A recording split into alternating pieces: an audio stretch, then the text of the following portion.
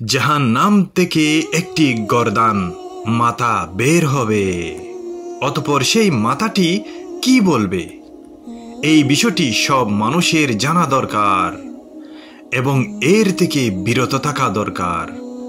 তাহলে শুনুন গুরুত্বপূর্ণ বিষয়গুলি কি কি। রাসূল সাল্লাল্লাহু আলাইহি ওয়াসাল্লাম বলেছেন, কিয়ামতের দিবসে জাহান্নাম হতে একটি গর্দান মাথা বের হবে।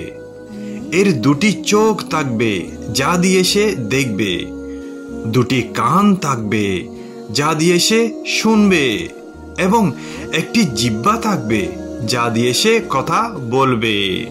সে বলবে, 3 ধরনের লোকের জন্য আমাকে নিয়োজিত করা হয়েছে। প্রতিটি অবাধ্য অহংকারী জালেমের জন্য এবং আল্লাহ তাআলার সাথে অন্য কোনো কিছুকে যে ব্যক্তি ইলাহ বলে ডাকে তার জন্য এবং ছবি নির্মাতাদের জন্য।